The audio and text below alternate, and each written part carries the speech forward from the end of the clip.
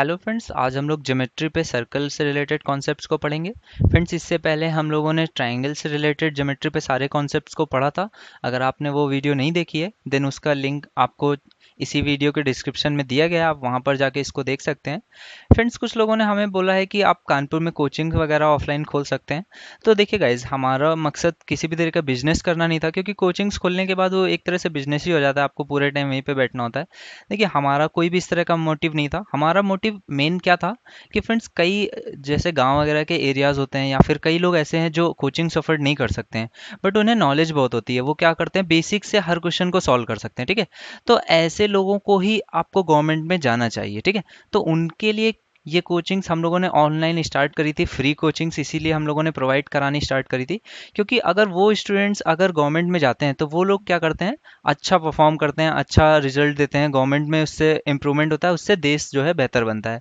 तो आप क्या कर सकते हैं, हम लोग कैसे हम इस काम में हमारी मदद कर सकते हैं। आप क्या कीजिए, आप चैनल के बारे में ज़्यादा से ज़्यादा लोगों को बताएंगे। जैसे आप चैनल के बारे में बताएंगे तो वो लोग क्या कर सकते हैं, वो लोग हमारी मदद करें, वो लोग हमारी मदद से और ज़्यादा अच्छा परफॉर्म कर सकते हैं। ट्रिक्स वगैरह, क्योंकि हम लोगों ने मैक्सिमम क्या है इसमें ट्रिक्स ही डील करी हैं।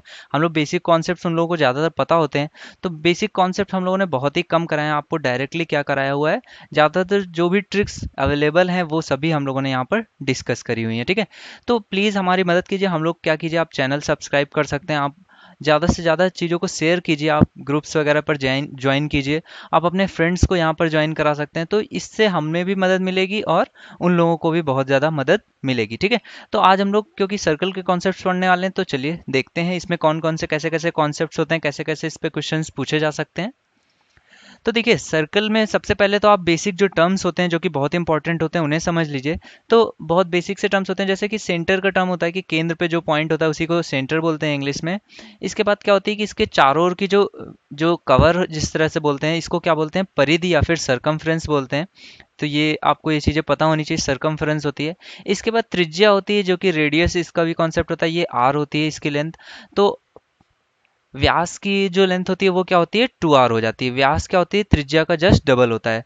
तो व्यास की लेंथ कितनी होती है टोटल, 2r। ठीक है, अब देखिए ये तो बेसिक कॉन्सेप्ट है, ज़्यादातर लोगों को पता होते हैं। इसमें क्या होता है, एक जीवा का कॉन्सेप्ट होता है। जीवा क्या होती है, किन्हीं भी दो पॉइंट से परिधि पर किन्हीं दो पॉइंट, जैसे परिधि परिधि में मैंने ये दो पॉइंट्स अगर मान लूँ, तो इन दोनों पॉइंट्स को जोड़ने पर जो लाइन मिलती है वो क्या होती है, जीवा होती है। ठीक है, तो किन्हीं दो पॉइंट्स को मैंने जोड़ा तो ये कौन सी लाइन मिल जाती है मुझे, जीवा होती है। तो जीवा में एक कॉन्सेप्ट ये होता है कि जो सबसे बड़ी जीवा होती है वही व्यास के बराबर जो होती है। जो सबसे बड़ी जीवा होती है, जीवा को इंग्लिश में आप कॉर्ड बोलते हैं। तो जो कॉर्ड जो होती है वो जो सबसे बड़ी कॉर्ड होती है उसी को व्यास या फिर हम लोग क्या बोलते हैं, डायमीटर बोलते हैं। ठीक है, तो ये आपको पता है। इसके बाद नेक्स्ट कॉन्सेप्ट समझ लीजिए। इसमें क्या होता है कि एक आपको बोला जाता है कि एक तिर्यक या फिर छेदक रेखा होती है। तो छेदक रेखा क्या होती है, कोई भी एक लाइन जो कि जीवा को ही छेदक रेखा बोलते हैं। बस वो क्या है, अगर सिर्फ सर्कल के अंदर है तो वो जीवा कहलाती है, अगर सर्कल के बाहर तक जाती है तो उसे क्या बोलते हैं हम लोग, छेदक रेखा बोलते हैं, या फिर इंग्लिश में क्या बोलते हैं, ये सेकेंट होती है। ठीक है, और इसके बाद क्या होती है, एक ऐसी रेखा होती है जो कि सिर्फ सर्कल को टच करते हुए जाती है। तो इसको हम लोग क्या बोलते हैं, इसको स्पर्श रेखा बोलते हैं, या फिर इंग्लिश में क्या बोलते हैं, टेंजेंट लाइन। ठीक है, तो ये बेसिक कॉन्सेप्ट्स आपको पता होने चाहिए, इसमें कोई भी कंफ्यूजन आपको नहीं होना चाहिए। इसके बाद फ्रेंड्स देखिए, एक और जो टर्म्स जो कि बहुत ज़्यादा यूज होते हैं और जिनमें सबसे ज़्यादा कंफ्यूजन होते हैं वो क्या होते हैं, एक होता है त्रिज्यखंड और एक क्या होता है, वृत्तखंड। ठीक है, तो इनमें भी आप कंफ्यूज नहीं होइए। देखिए, अगर आपको ये बेसिक चीज़ें पता है तो आप यहाँ पर वीडियो को स्किप करके आप आगे देख सकते हैं, तो वहाँ से आपको कॉन्सेप्ट मिल जाएंगे। अगर आपको इन तरह के इन बेसिक बेसिक टर्म्स में भी कंफ्यूजन होता है तो आप वीडियो को आराम से पूरा वीडियो देखिए। ठीक है, तो त्रिज्यखंड और वृत्तखंड इन दोनों में भी आपका क्या अंतर होता है।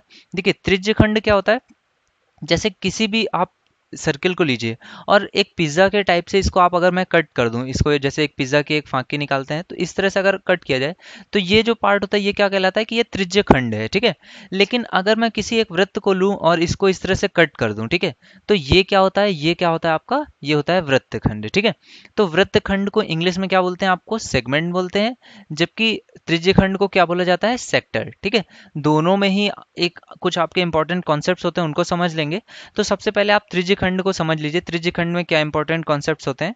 देखिए, त्रिज्यखंड में एक कॉन्सेप्ट तो ये होता है कि आपका एंगल दिया होता है कि त्रिज्यखंड पे एक जो काटा गया त्रिज्यखंड है उसका एंगल जो है सेम चाप के लिए दो अलग अलग एंगल्स दिए हों। जैसे कि आपको बोला जाए कि सेम आर्क पे एक बार एंगल कितना मिलता है, एक बार आपको एंगल मिलता है 60 डिग्री और दूसरी बार जब सेम आर्क का एंगल मिलता है कितना 75 डिग्री। तो पूछा जाए कि रेडियसेस में क्या रेशियो होगा। ठीक है, अगर एक पहले एक सर्कल था उस पे आपने जब एक त्रिज्यखंड काटा तो उस पे आपको एंगल कितना मिला 60 डिग्री और उसकी रेडियस कुछ r1 थी।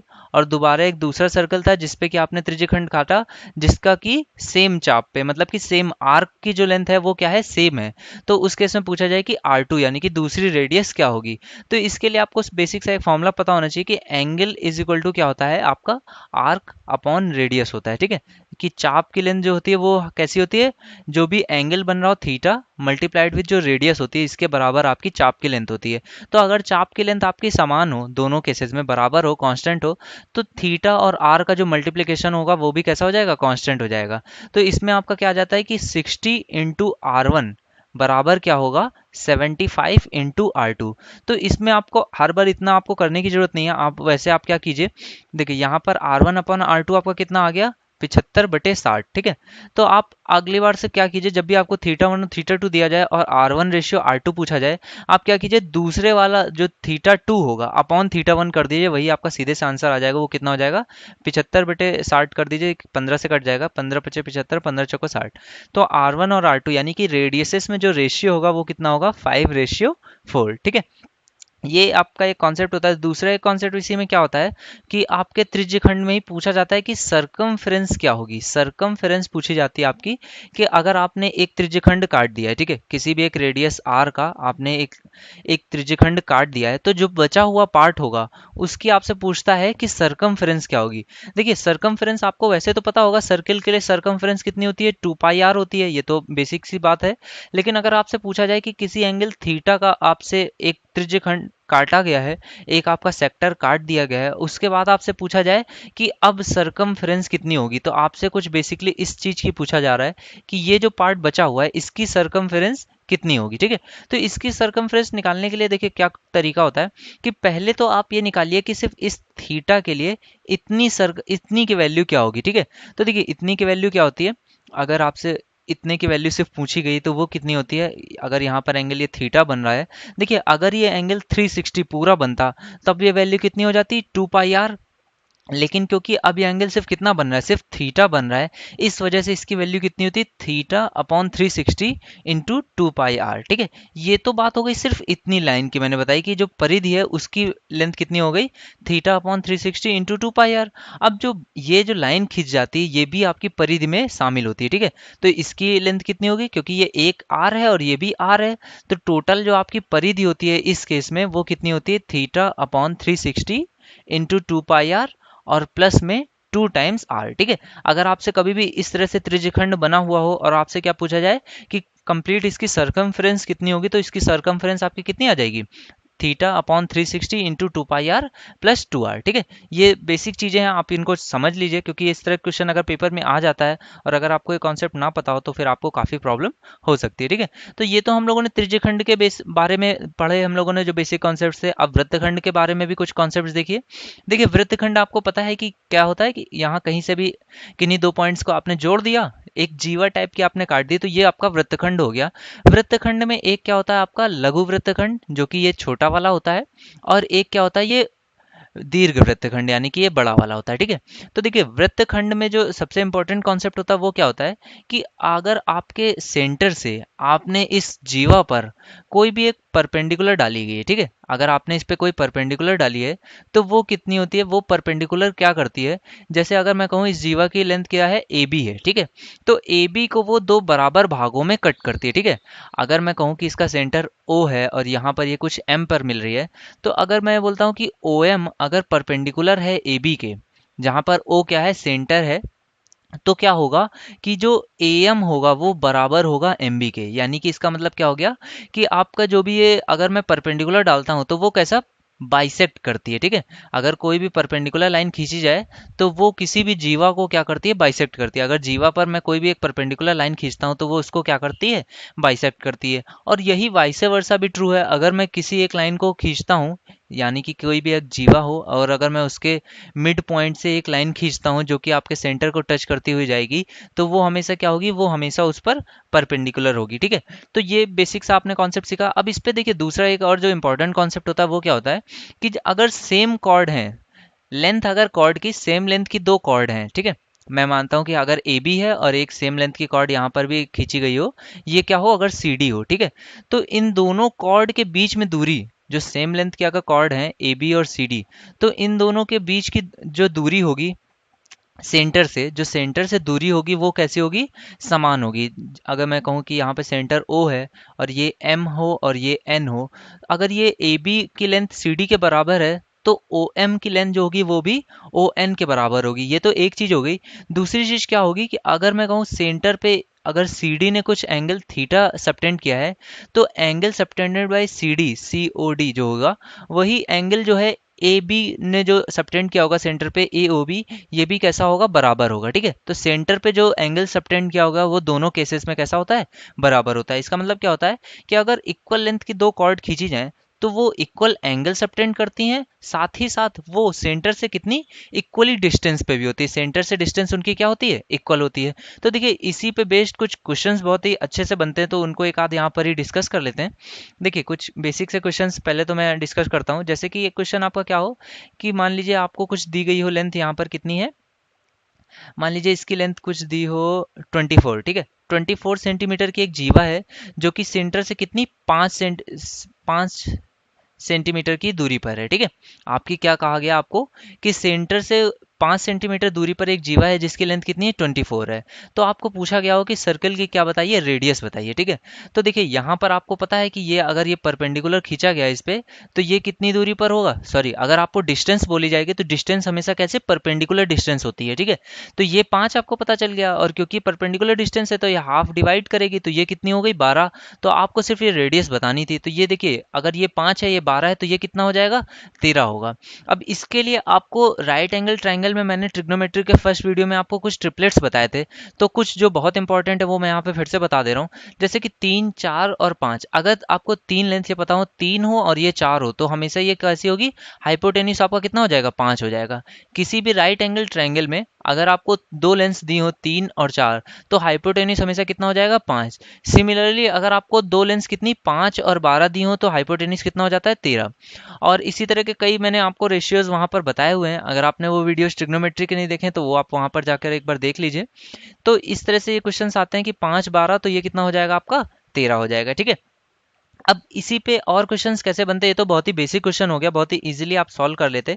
बट इस पे क्वेश्चंस और कैसे बनते हैं, जैसे कि आपको बोला जाता है कि दो बराबर जीवाएं हैं जिनकी लेंथ कितनी है, 8 सेंटीमीटर है। ठीक है, दो जीवाएं हैं जिनकी लेंथ कितनी है, 8 सेंटीमीटर है, और अगर उसकी जो व्यास है, जो कि डायमीटर है, उसकी लेंथ कितनी गिवन हो, अगर उसकी लेंथ 10 हो, तो पूछा जाता है कि इन दोनों जो जीवाएं हैं इनके बीच की दूरी बताइए। ठीक है, तो देखिए क्वेश्चन बहुत ही इजी है, आपको इस तरह क्वेश्चन में पेन भी नहीं चलाना पड़ेगा, आपको बस एक बार समझ लीजिए इन तरह के कॉन्सेप्ट्स को, तो आप बहुत ही इजीली सॉल्व कर पाएंगे। देखिए आपको क्या बोला गया है कि व्यास की लेंथ कितनी है, 10 है। ठीक है, तो रेडियस कितनी हो जाएगी, 5 हो जाएगी। आपको बेसिक से बात है कि रेडियस कितनी होती है, हाफ होती है आपकी व्यास की, तो रेडियस आपकी 5 हो गई, तो ये लेंथ क्या होती है, रेडियस होती है, ये भी 5 होगी, और ये भी रेडियस होती है, ये भी 5 हो जाएगी। ठीक है, तो देखिए जीवा को अगर मैं परपेंडिकुलर उनसे डिस्टेंस पूछी गई है, तो मैं कहाँ यहाँ पे एक परपेंडिकुलर डाल देता हूँ, तो ये हाफ डिवाइड कर देगा।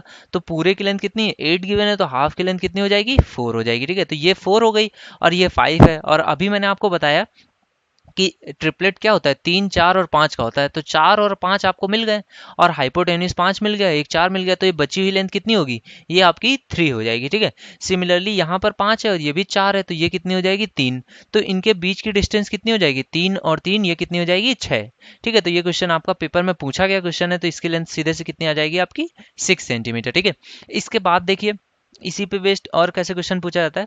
अब ये क्वेश्चन कुछ इस तरह से पूछा गया है कि आपको दो जीवाएं दी गई हैं जिनकी लेंथ कितनी है 32 सेंटीमीटर और दूसरे वाले की लेंथ कितनी है 24 सेंटीमीटर, ठीक है।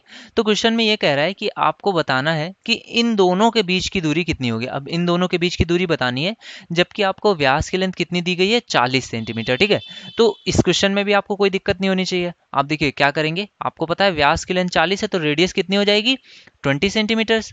तो देखिए एक बार आप क्या कीजिए, आप इस पे ये एक सर्कल बना लीजिए और एक बार आप क्या कीजिए ये वाला एक सर्कल बना लीजिए। देखिए तो एक बार जब मैं ये वाला ऊपर वाला सर्कल बनाऊंगा तो इसको मैं यहाँ पर लिख देता हूँ। तो यहाँ पर अब मुझे पता है ये 20 है और क्योंकि ये परपेंडिकुलर मैंने डिस्टेंस इस पे डाली है तो ये 32 है टोटल।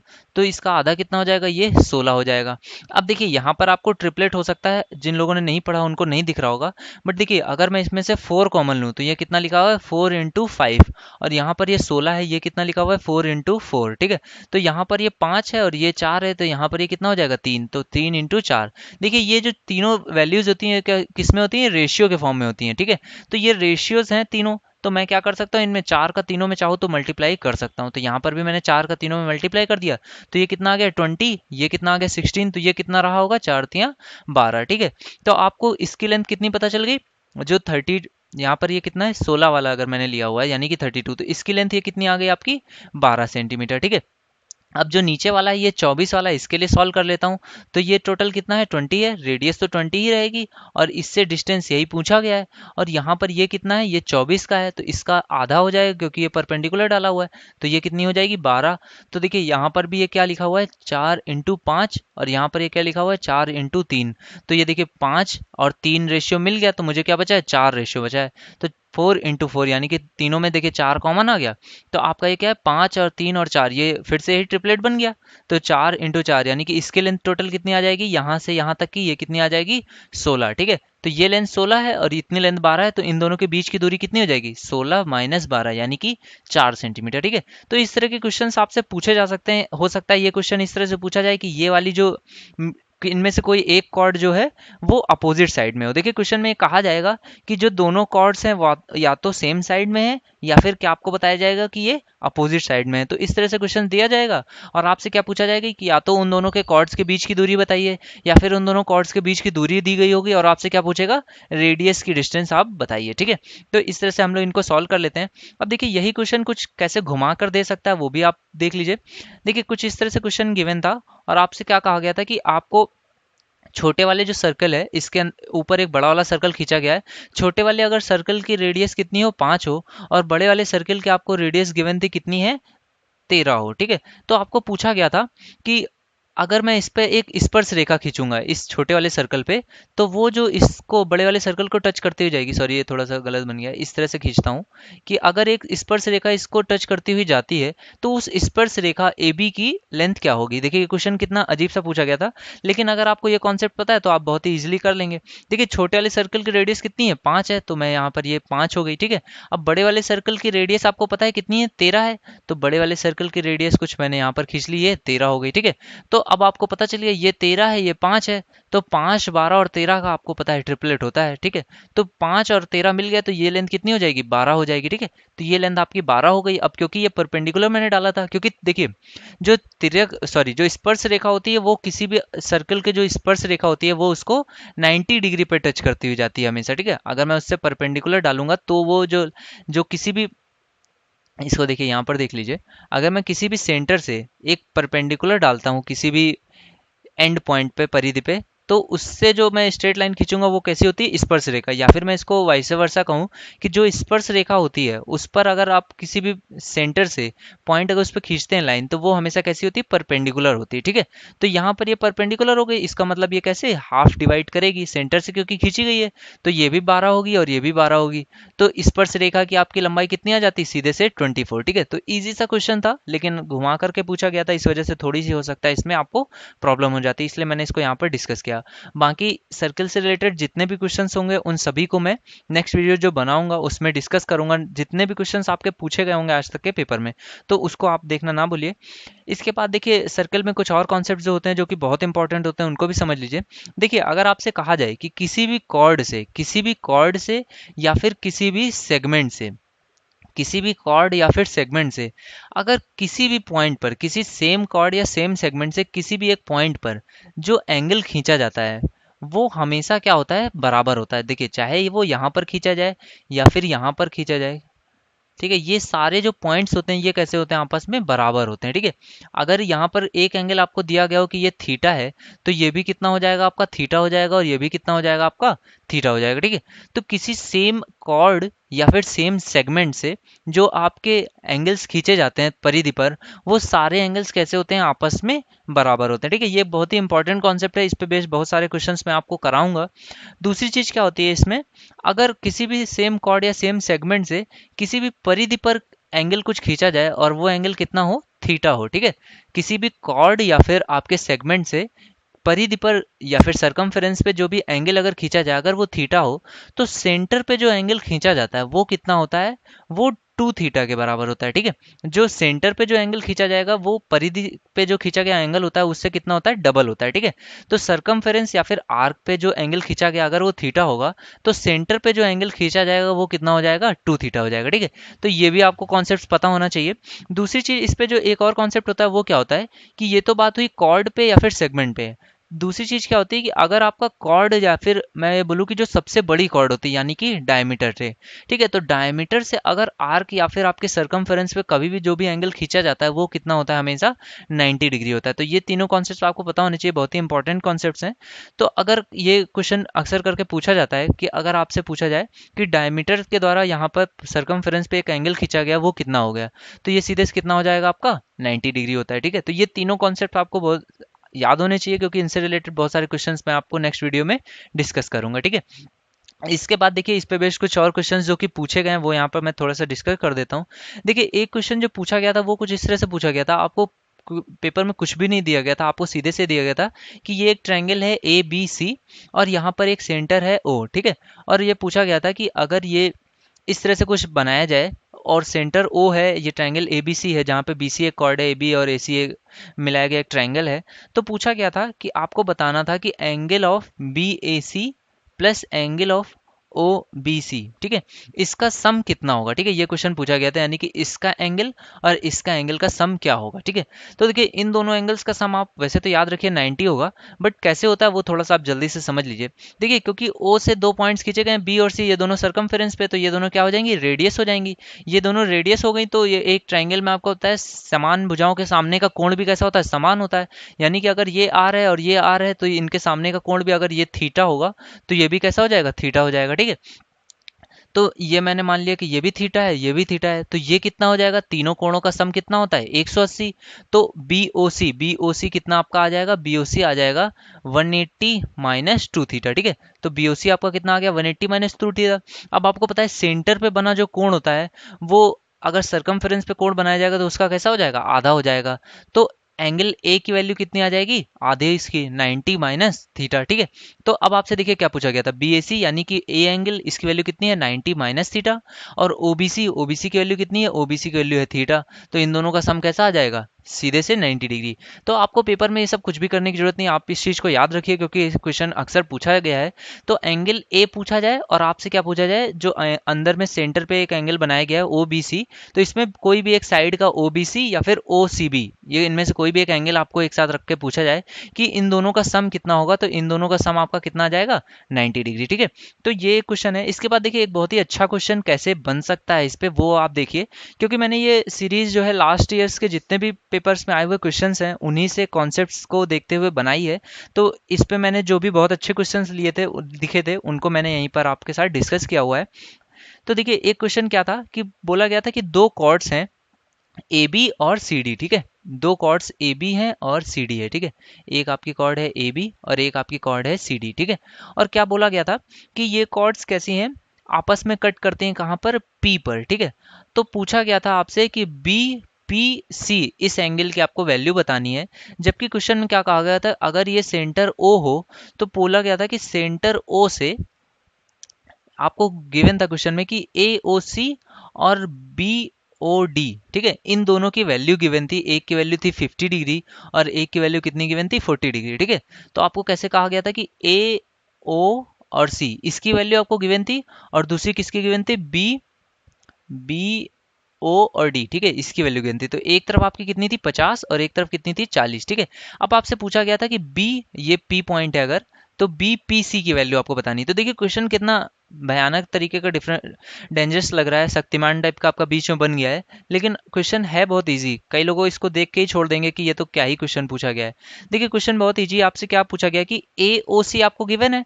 तो देखिए अभी मैंने आपको बताया था कि अगर आपके किसी भी आर्क या फिर कॉर्ड से खींचा गया एंगल जो सेंटर पे होता है, वो अगर मैं किसी भी सरकमफेरेंस पे खींचूंगा तो वो कितना होगा, उसका जस्ट आधा होगा, ठीक है।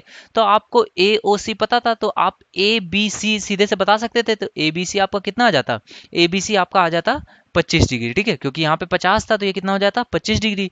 और सिमिलरली देखिए बी और डी है, बी और डी के बीच में एंगल आपको पता है बी ओ डी कितना था 40 डिग्री। तो आप उसी को सेम कॉर्ड को अगर यहाँ पे सी तक खींचते तो बी सी डी कितना हो जाता 40 था, तो ये कितना हो जाता 20 हो जाता, ठीक है। तो ये कितना आ जाता आपका 20 डिग्री। अब देखिए एक ट्रायंगल में आपको क्या क्या पता हो गया है, सी पता हो गया और बी पता हो गया, और आपसे बीपीसी ही तो पूछ रहा था।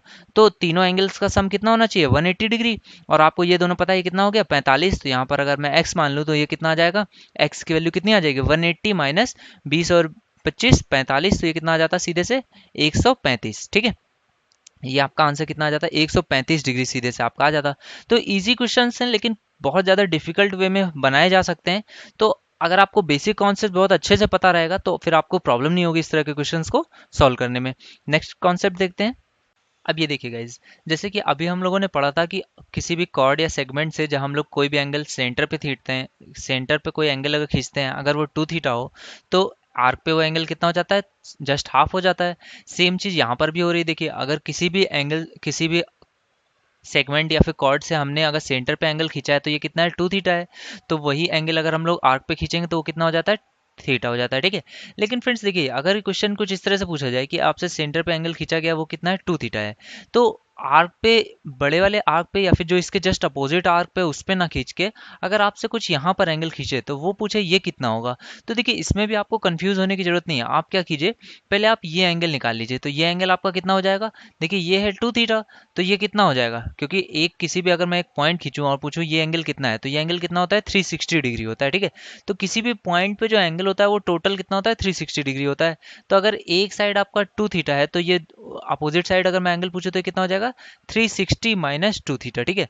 तो अगर आपका एक साइड एंगल कितना है 2 थीटा है तो अपोजिट साइड कितना हो जाएगा 360 माइनस 2 थीटा, ठीक है। अब देखिए अब आपको बड़े वाले आर्क पे पता चल गया एंगल कितना है 360 माइनस 2 थीटा। तो ये कुछ सेम टाइप का क्वेश्चन बन गया कि आपको इस पे एंगल दिया हुआ है 2 थीटा और आपको अंदर वाला एंगल पूछा गया। तो आपके लिए यहाँ पर भी सेम क्वेश्चन है कि 360 माइनस 2 थीटा बाहर का एंगल है, तो अंदर का एंगल कितना हो जाएगा, जस्ट इसका हाफ हो जाएगा। तो इस आर्क से द्वारा बनाया गया अगर सेंटर पे कोण कितना है 360 माइनस 2 थीटा, तो उसी आर्क द्वारा आर्क पे एंगल कितना हो जाएगा जस्ट हाफ, तो ये कितना आ जाएगा 180 माइनस थीटा, ठीक है। तो ये जो होती है ये एक थ्योरम होती है, इसको भी आप समझ लीजिए कि अगर कभी भी आपको इतना ज़्यादा बार बार उल्टा सीधा करने की जरूरत नहीं। आप क्या याद रखिए कि अगर सेंटर पे आपको एंगल दिया हुआ है और ये एक कुछ इस तरह से आपका क्वाड्रिलेटरल बना हुआ हो, तो अगर सेंटर पे एंगल आपको थीटा गिवन हो और आपसे ये एंगल पूछा जाए तो ये एंगल आपका कितना आ जाएगा, ये एंगल आपका आ जाएगा 180 माइनस ये जितना एंगल होगा उसका just half 180 minus theta by 2, ठीक है। तो ये भी आप याद रखिएगा कि जब आपको सेंटर पे एंगल दिया हो और आपसे आर्क पे एंगल पूछे, ये आर्क कौन सी है जस्ट उसके अपोजिट, तो वो कितना हो जाता है जस्ट उसका हाफ। लेकिन अगर आपसे ये पूछे कि आपको ये बताना है कि इसका एंगल कितना होगा, तो ये कितना हो जाता है आपका 180 माइनस थीटा बाई 2, ठीक है। तो ये भी चीज़ें आप याद रखिए। असल में ये क्या होता है, ये आपकी क्वाड्रिलेटरल की एक थ्योरम होती है, साइक्लिक क्वाड्रिलेटरल। ये देखिए ये एक साइक्लिक क्वाड्रिलेटरल बन जाता है और यहाँ पर आपको पता है कि ये एंगल कितना हो जाएगा थीटा बाई 2। और साइक्लिक क्वाड्रिलेटरल में ये ऐसा होता है कि सामने के जो कोण होते हैं उनका सम कितना होता है 180, तो उससे ही ये चीज़ निकल के आती है। तो इसके बाद हम लोग देखेंगे कि जो इंपॉर्टेंट थ्योरम्स होती हैं, जो कि किससे होती है, कॉर्ड्स से रिलेटेड कुछ इंपॉर्टेंट थ्योरम्स होती हैं, उनको हम लोग सीखेंगे। तो देखिए फ्रेंड्स, दो कॉर्ड्स अगर मैं कोई भी खींचूं तो वो अगर इंटरसेक्ट करती हो इंटरनली, ठीक है, अगर कोई दो कॉर्ड्स इंटरनली इंटरसेक्ट करती हो किसी भी सर्कल के अंदर, तो उसके लिए एक बहुत ही इंपॉर्टेंट थ्योरम होती है। वो क्या कहती है कि अगर दो कॉर्ड्स हैं ए बी और सी डी, ठीक है, ए बी और सी डी अगर दो कॉर्ड्स हैं और अगर वो इंटरनली इंटरसेक्ट करती हैं तो इनके बीच में क्या रिलेशन होता है, ए बी और ये सॉरी ये सी डी कुछ इस तरह से है। तो अगर वो पी पॉइंट पे इंटरसेक्ट करती हैं तो इनके लिए क्या फॉर्मूला होता है, इनके लिए फॉर्मूला ये होता है कि P इंटू ए। देखिए एक ही लाइन को आप पहले दोनों बार लिख लीजिए, पी ए और पी बी, इनका जो मल्टीप्लिकेशन होगा पी ए और इंटू पी वी का जो मल्टीप्लिकेशन होगा वो बराबर होगा किसके, P C into P D के, ठीक है, P C multiplied with P D, ठीक है। तो ये चीज़ें होती हैं अगर किसी एक कॉर्ड में, सॉरी किसी एक सर्कल के अंदर दो कॉर्ड्स हों और वो आपस में इंटरनली इंटरसेक्ट कर रही हों, तो P A into P B जो होता है वो बराबर किसके होगा, P C into P D के, ठीक है। ये तो बात हुई कि अगर इंटरनली इंटरसेक्ट कर रही हो। अब अगर बात होती है कि यही अगर एक्सटर्नली इंटरसेक्ट कर रही हो तो उस केस में भी क्या होगा, तो उस केस में भी आपका कोई भी आंसर में चेंज नहीं आता है। अगर मैं मानता हूँ कि ये यहाँ पर P पर इंटरसेक्ट करती है, अगर ये कॉर्ड ए बी हो और ये कॉर्ड कैसी हो, सी डी हो, तो भी आपका आंसर में कोई भी चेंज नहीं आएगा। वो क्या होगा कि P A into P B जो है वो अभी भी इक्वल होगा, P A into P B equal होगा P C into P D के, ठीक है। तो कोई भी आपका चेंज नहीं आता है। अब सेम चीज अगर मैं कहूँ कि जैसे कि ये दोनों ये कॉर्ड थी, अगर एक जो आपकी कॉर्ड है वो कैसी बन जाए, आपकी स्पर्श रेखा बन जाए या फिर टेंजेंट बन जाए। जो ए बी है अगर मैं कहूँ कि वो थोड़ा सा और बाहर से होते होते अगर एक टेंजेंट बन जाती है, तो यहाँ पर कुछ है और ये मान लेता हूँ कि ये पॉइंट एक टी रह गया, ठीक है। और दूसरी एक कॉर्ड जो थी सी डी वो ऐसे ही रहे, उसकी जगह पे मान लेता हूँ कि ये ए बी कॉर्ड है, ठीक है। तो अगर इस केस में अगर पूछा जाए आपसे तो भी आपको कोई प्रॉब्लम नहीं है। आप ये कहते कि अगर यहाँ पर पॉइंट ए और बी होता या फिर सी और डी होता, तो मैं क्या लिखता, P A into P B बराबर क्या लिखता है, एक बार दूसरा पॉइंट और एक बार दूसरा पॉइंट। लेकिन अब क्योंकि दोनों पॉइंट टी हैं तो मैं क्या लिखूंगा, P T into P T या फिर इसका जस्ट स्क्वायर, ठीक है। तो P A into P B बराबर कितना आ जाएगा, पी टी के स्क्वायर के बराबर आ जाएगा, ठीक है। तो ये तीनों थ्योरम्स थी जो कि इंटरनली या फिर एक्सटर्नली इंटरसेक्ट कॉर्ड्स की थ्योरम है। इसके बाद देखते हैं, अब देखिए अब हम लोग क्वाड्रिलेटरल या फिर साइक्लिक क्वाड्रिलेटरल में जो बहुत ही इंपॉर्टेंट होता है सर्कल के अंदर जो कि एक क्वाड्रिलेटर बनता है, तो उसमें बहुत सारे क्वेश्चंस बनते हैं। तो इसमें कुछ बहुत सी इंपॉर्टेंट थ्योरम्स होती है, चलिए उनको समझ लेते हैं। देखिए अगर मैं कहूँ कि एक क्वाड्रिलेटरल है ए बी सी डी जो कि इंस्क्राइब्ड है एक सर्कल के अंदर, तो इसके अंदर में सबसे इंपॉर्टेंट थ्योरम्स जो होती हैं वो क्या होती हैं। देखिए एक तो सबसे पहली जो थ्योरम है वो क्या है कि जो भी आमने सामने के जो कोण होंगे उनका सम कितना होता है, 180। किसी भी सर्कल के अंदर अगर एक क्वाड्रिलेटरल खींचा जाता है तो उसके जो आमने सामने के कोण होते हैं वो कितने होते हैं, 180 होते हैं, ठीक है। तो a प्लस सी बराबर 180, सिमिलरली b प्लस डी बराबर 180, ठीक है। तो इन दोनों का सम कितना होगा, हमेशा 180 होगा। दूसरी एक चीज इसमें क्या होती है, इसमें एक आपकी टॉलमीज की एक थ्योरम होती है जो कि आपको ज़्यादातर बुक्स में या फिर आप जहाँ से भी पढ़ेंगे तो ये जनरली आपको गलत मिलती है, ठीक है। इसको भी आप समझ लीजिए, टॉलमीज जो थ्योरम होती है ये क्या कहती है, ये कहती है कि जो भी आपके जो विकर्ण होते हैं, ठीक है, जो भी आपके विकर्ण होते हैं, अगर मैं कहूँ कि यहाँ पर आपका बी डी और यहाँ पर क्या है ए सी है, ठीक है। तो ये जो आपके विकर्ण होते हैं इनका जो मल्टीप्लिकेशन होता है, ठीक है, इनका जो मल्टीप्लिकेशन होता है A C multiplied with B D, इनका जो मल्टीप्लिकेशन होता है वो किसके बराबर होता है, जो भी आमने सामने की भुजाएं होती हैं। ए यहाँ पर अगर मैं कहूँ ए बी है और ये सी डी है, यहाँ पे बी सी है और ए डी है, तो इनके मल्टीप्लिकेशन के बराबर होता है। जो भी आपके विकर्ण होते हैं इनका जो मल्टीप्लिकेशन होता है वो किसके बराबर होता है, जो सामने की भुजाएं हैं उनके मल्टीप्लिकेशन के सम के बराबर होता है, ठीक है। तो A C into B D बराबर कितना आ जाएगा, A B into C D, A B into C D और प्लस में कितना आ जाएगा, B C into A D, ठीक है। ये आप याद रखिए, बहुत ही यूजफुल थ्योरम होती है आपकी। इसका यूज भी आपके क्वेश्चन पेपर्स में डायरेक्टली मिलता है, तो इसलिए आपको इसको याद रखिए। इजी सी थ्योरम है, आपको क्या याद रखना है कि जो भी विकर्ण होते हैं ये जो है ए सी और बी डी, इनका जो मल्टीप्लिकेशन होता है ये किसके बराबर होता है, सम के बराबर होता है सामने की भुजाओं के। तो ए बी और सी डी और इनको अगर सम करना है B C into A D के, ठीक है। तो इजी सी ये टॉलमीज थ्योरम है, बहुत ही इंपॉर्टेंट होती है। इसके बाद देखिए दूसरी चीज जो आपके जानने के लिए जो बहुत ही इंपॉर्टेंट है वो क्या है, एक आपकी थ्योरम होती है, इसको टेंजेंट कॉर्ड थ्योरम बोलते हैं। इसमें क्या होते हैं, अगर मैं किसी भी एक भुजा को अगर मैं बढ़ाता हूँ बाहर की तरफ, ठीक है, इसमें से मैंने किसी भी एक भुजा को बढ़ाया, तो अगर ये मैं कोण कहूँ कि ये कोण कितना है, x डिग्री है, ठीक है। तो ये जो x होता है ये किसके बराबर होता है, ये इस x के बराबर होता है। देखिए ये आता कैसे है, आपको पता है कि a और d यानी कि सामने के जो भी कोण है, जैसे कि यहाँ पर a और d सामने है, तो इनका सम कितना होता है, 180 होता है। तो अगर ये x है तो ये कितना हो जाएगा, 180 माइनस एक्स, और ये 180 माइनस एक्स है और ये क्या है, स्ट्रेट लाइन है, तो ये वैल्यू कितनी आ जाती है, x, ठीक है। लेकिन पेपर में कई बार ये बहुत ही घुमा फिरा के पूछता है, तो ये इतना स्ट्राइक नहीं करता है। तो आप इसको याद रखिए कि अगर किसी भी स्ट्रेट लाइन को हम लोग फॉरवर्ड बढ़ा देते हैं, तो उससे जो एंगल मिलता है मुझे, वो एक एंगल को छोड़ के, इसको एकांतराभिमुख कोण भी बोलते हैं, एक एंगल को छोड़ के जो ये कोण बनता है, इसके बराबर होता है। यानी कि अगर आपको ये मैं कहूँ कि ये ई तक बढ़ी है, तो बी बी डी ई जो होगा वो बराबर होगा आपके सी ए बी के। ठीक है, सी ए बी के ये बराबर हो जाएगा। ठीक है, तो ये भी एक बहुत इंपॉर्टेंट थ्योरम है। ये 3 थ्योरम्स होती हैं आपके चक्रीय चतुर्भुज या फिर साइक्लिक क्वाड्रिलेटरल में, तो इनको भी आप समझ लीजिए आराम से। अब इसके बाद हम लोग देखते हैं, देखिए अब इसके बाद आप ये चीज़ एक समझ लीजिए, ये आपकी एकांतराभिमुख कोण या फिर टेंजेंट सेंटर थ्योरम क्या कहती है कि अगर कोई भी टेंजेंट किसी भी आपके, कोई एक ट्रायंगल हो और उसके किसी भी एक वर्टेक्स से, किसी भी एक शीर्ष से मैं एक क्या करता हूँ, एक आपकी टेंजेंट ड्रॉ करता हूँ। ठीक है, अगर मैं किसी भी एक ट्रायंगल में कहता हूँ कि ए बी और सी है, ठीक है, इससे अगर मैं एक टेंजेंट ड्रॉ करता हूँ, तो ये ट्रायंगल क्या कहता है कि अगर इसकी ये एंगल कितना होगा, एक्स होगा। ठीक है, ये एंगल कितना होगा, एक्स, ये मान लेते हैं ये पी क्यू है। ठीक है, तो एक सी क्यू की वैल्यू कितनी गिवन है, अगर आपको एक्स गिवन है, ठीक है, तो इसके जस्ट जो सामने का ये कोण होगा, इसकी वैल्यू भी कितनी आ जाएगी आपकी, एक्स आ जाएगा। ठीक है, तो ये आपकी टेंजेंट कॉर्ड थ्योरम या फिर इसको अल्टरनेट सेगमेंट थ्योरम भी कहते हैं।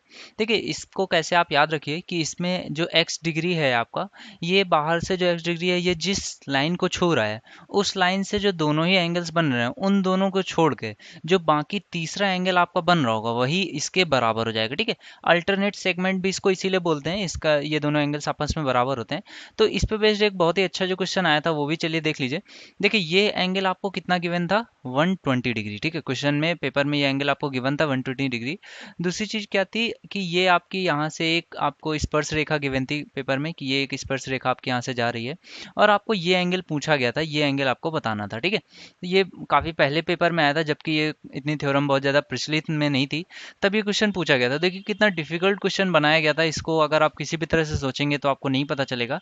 लेकिन अगर आपको सिर्फ ये बात पता हो कि ये एंगल और ये एंगल आपस में कैसे होते हैं, ये एकांतराभिमुख कोण है, तो यानी कि जितना एंगल ये होगा उतना ही एंगल ये होगा, क्योंकि देखिए ये एंगल जो पूछा गया था थीटा, ये कहाँ तक आ रहा था, ये आपकी इस लाइन को टच कर रहा था। ठीक है, यानी कि इस ट्रायंगल के जस्ट बाहर तक यहाँ पर स्पर्श रेखा से छू रहा था।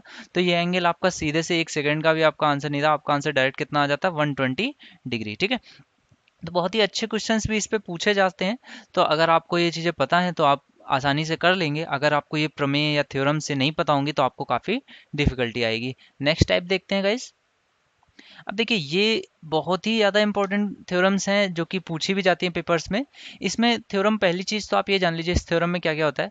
देखिए अगर मैं कहूँ कि किसी पॉइंट P से किसी सर्कल O पर दो टेंजेंट डाली जाएं, अगर एक T1 हो और दूसरी T2 हो, ठीक है, तो पहली चीज ये होती है कि सेम किसी एक सर्कल पे अगर दो टेंजेंट्स डाली जाती हैं, तो वो पी टी वन और पी टी टू आपस में कैसी होती हैं, बराबर होती हैं। ठीक है, एक ही पॉइंट से किसी भी सर्कल पे दो टेंजेंट्स अगर वो डाली जाती हैं, तो वो हमेशा कैसी होती हैं, बराबर होती हैं। ठीक है, दूसरी चीज क्या होती है कि जो ये पी ओ टी वन, ये जो आपका सर्कल बनेगा, और ये जो दूसरा सर्कल बनेगा पी ओ टी टू, ये आपस में कैसे होते हैं, सर्वांग सम होते हैं। ठीक है, यानी कि एक एक चीज इनमें जो होती है वो आपस में कैसी होती है, बराबर होती है। हर एक चीज इनमें आपस में जो होती है वो बराबर होती है।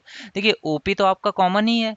दूसरी चीज क्या है, ये दोनों रेडियस हो गई, और मैंने अभी आपको बताया कि पी टी वन और पी टी टू आपस में कैसे हैं, बराबर हैं।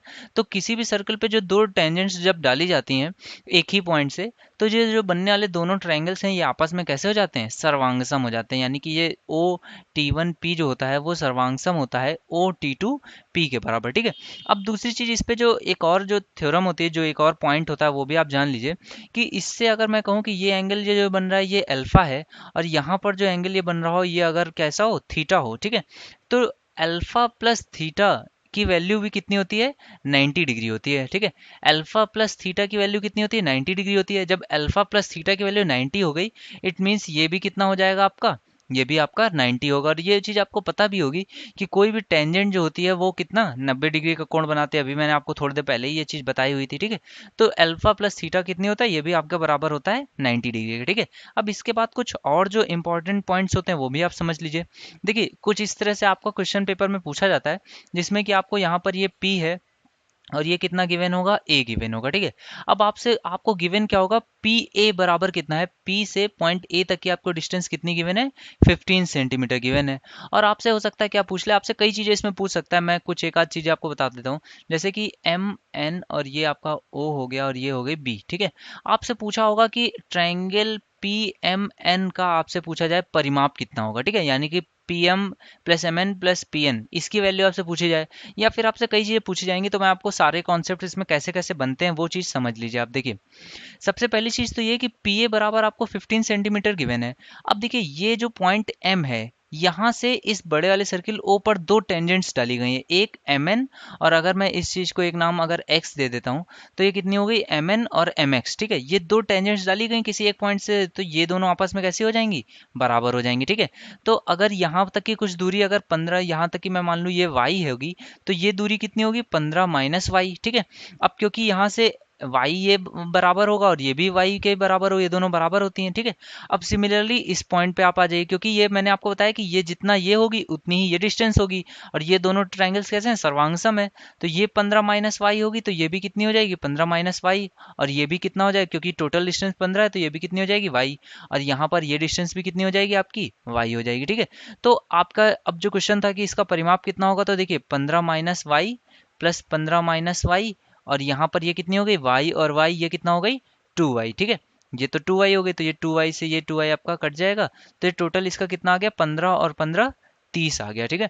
तो इस तरह से आपके क्वेश्चंस बन सकते हैं कि पूरा पेरीमीटर बताइए ट्रायंगल का, ये इस तरह से क्वेश्चन बन सकता है, या फिर कई इस तरह के क्वेश्चन आपके बन सकते हैं, ठीक है। तो इस पे कुछ और कॉन्सेप्ट जो होते हैं वो यही होते हैं कि जैसे किसी पॉइंट से जो खींचा गया यहाँ पर, तो इससे फिर से जो ये दोनों खींची जाएंगी वो आपस में कैसी जो भी टेंजेंट्स होंगी, ये एम पॉइंट से ये दोनों भी आपस में बराबर होती हैं, और जो एन पॉइंट है इससे भी जो दोनों टेंजेंट्स खींची हुई गई होंगी ये भी आपस में बराबर होती हैं, ठीक है। और ये जो आपका दोनों ये जो ट्रायंगल्स बनते हैं पी ए ओ और पी बी ओ, ये दोनों आपस में भी कैसे होते हैं, सर्वांगसम होते हैं। तो ये चीजें आप याद रखिए। इसके बाद नेक्स्ट क्वेश्चन देखते हैं। अब देखिए ये क्वेश्चन क्या कह रहा है कि अगर, ये कॉन्सेप्ट क्या है कि अगर दो ट्रायंगल्स, सॉरी दो सर्कल्स जो हैं, जिनके की रेडिय सेंटर ओ और ओ डैश हों, और इनकी रेडियसेस कैसी हों, दोनों की बराबर हों, आर और आर हों।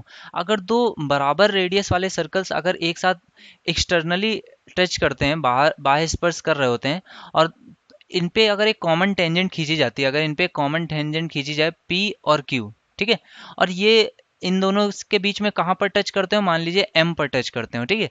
तो ये जो एंगल होता है, एंगल पी एम क्यू जो होता है, ये किसके बराबर होता है, 90 डिग्री के बराबर होता है, ठीक है। ये बहुत ही इंपॉर्टेंट क्वेश्चन है, इसको भी आप समझ लीजिए, क्योंकि ये भी डायरेक्ट आपके हो सकता है पूछा जाए। इसमें क्या होता है कि पी और क्यू दो जो पॉइंट्स हैं जिन पे ये, सॉरी ये जो कॉमन टेंजेंट है दोनों सर्कल्स की, जो कि बराबर सर्कल्स हैं, बराबर रेडियस के जो दो सर्कल्स हैं, अगर इनकी एक कॉमन टेंजेंट है, और उन कॉमन टेंजेंट के पॉइंट से पी और क्यू से अगर मैं जिस पॉइंट पे ये लोग मिल रहे हैं वहां पर अगर मैं मिलाता हूं, तो जो पी एम क्यू ये जो बनता है, तो ये एंगल जो पी एम क्यू होता है ये किसके बराबर होता है, आपके 90 डिग्री के बराबर होता है, ठीक है गाइज।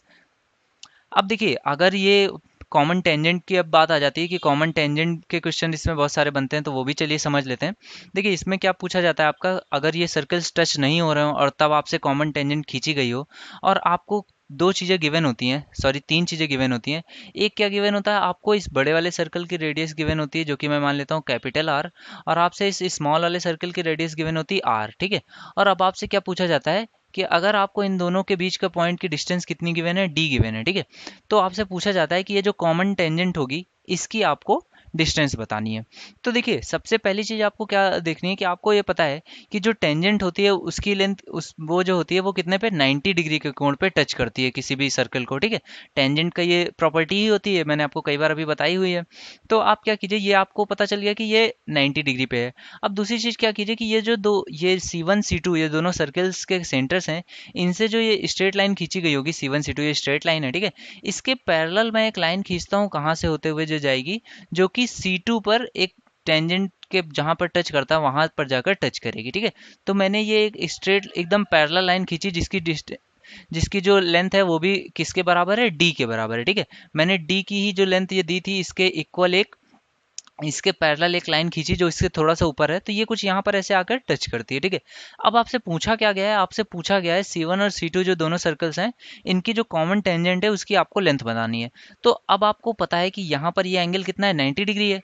तो आपको पता है 90 डिग्री के सामने वाला जो साइड होती है वो कौन सी होती है, हाइपोटेन्यूस होती है। तो हाइपोटेन्यूस का स्क्वायर आपको पता है किसके बराबर होता है, बाकी दोनों साइड्स के स्क्वायर्स के बराबर होता है, ठीक है। तो हाइपोटेन्यूस यहाँ पर कितना है, डी है, तो डी का स्क्वायर बराबर होगा किसके, एक तो आपकी ये जो साइड है इतनी, इसके स्क्वायर, और दूसरी जो आपको निकालनी है, तो मैंने मान लिया कि जो निकालना है मैंने उसको मान लिया एक्स, ठीक है। तो इतनी साइड देखिए कितनी होगी, तो टोटल आपको पता है ये कितनी है, आर, और ये इतनी जो मैंने जितनी नहीं ली है वो कितनी है, स्मॉल आर के बराबर, जितना मैंने छोड़ा देखिए उतना स्मॉल आर है। तो ये जो बचा हुआ पार्ट ये होगा वो कितना हो जाएगा, आर माइनस आर, ठीक है। तो आर माइनस आर का होल स्क्वायर प्लस में जो चीज आपसे पूछी गई उसका एक्स का स्क्वायर, तो ये इसके स्क्वायर के बराबर होगा।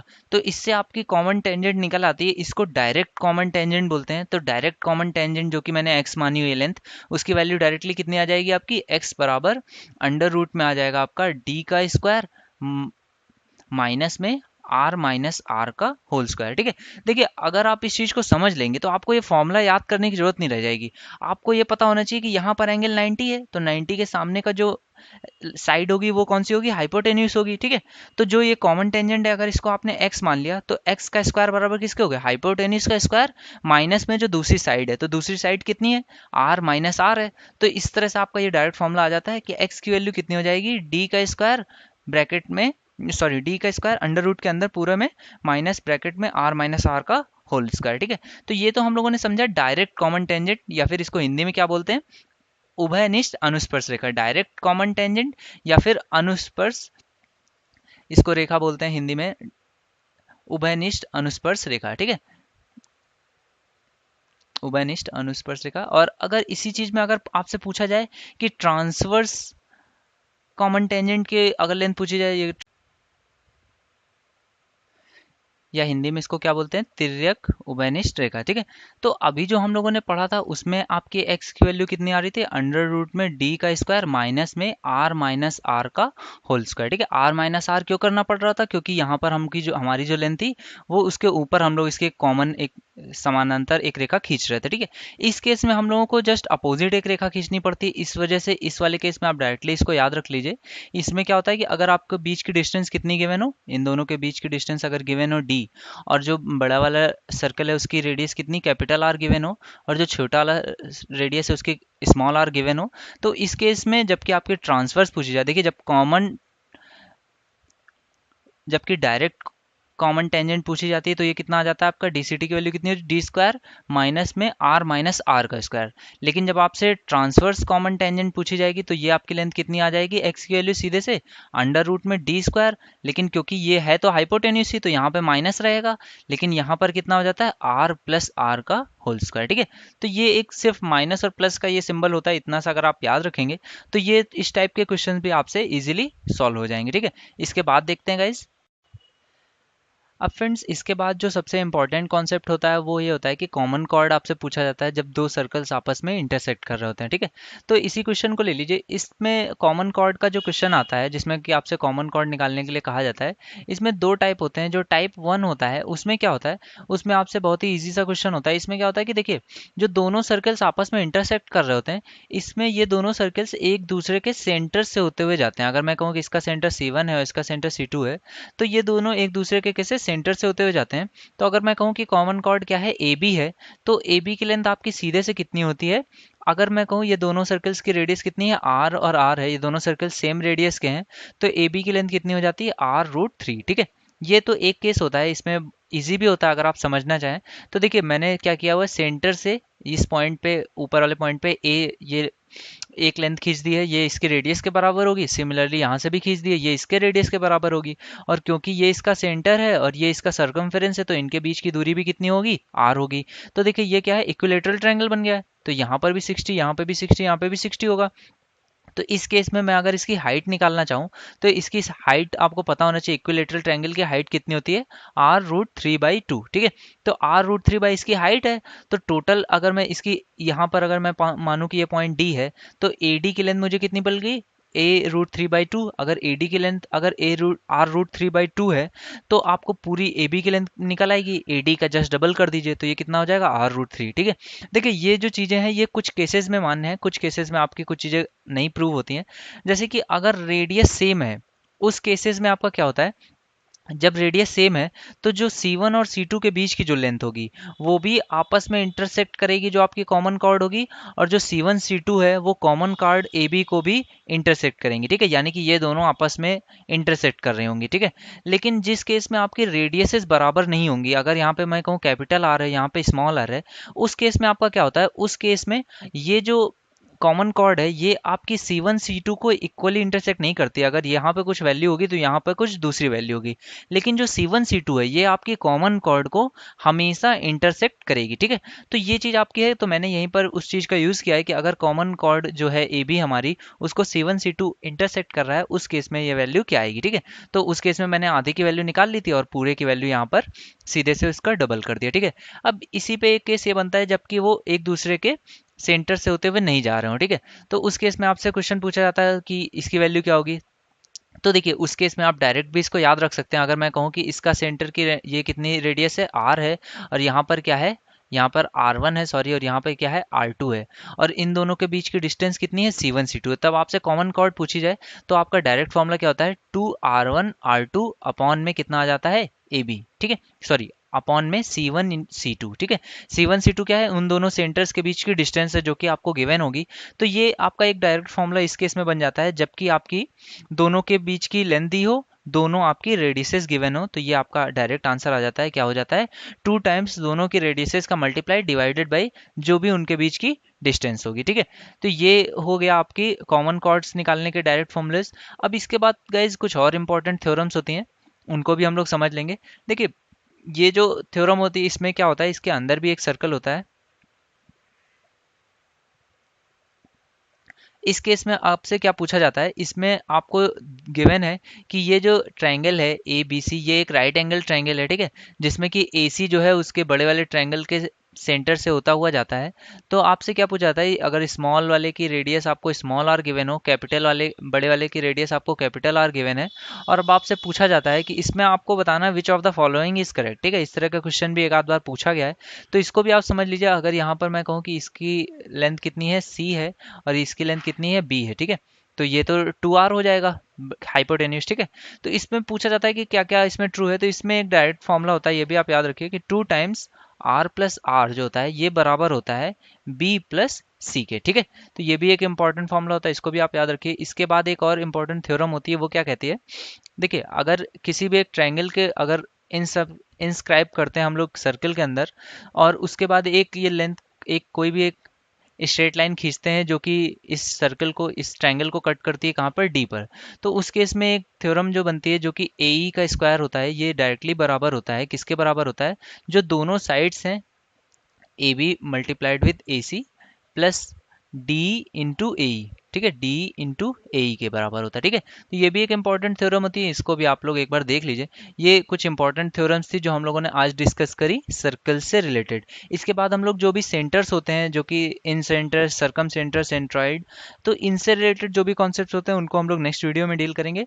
तो आज के लिए इतना ही फ्रेंड्स, नेक्स्ट वीडियो में मिलेंगे कुछ और कॉन्सेप्ट के साथ। Thank you for watching.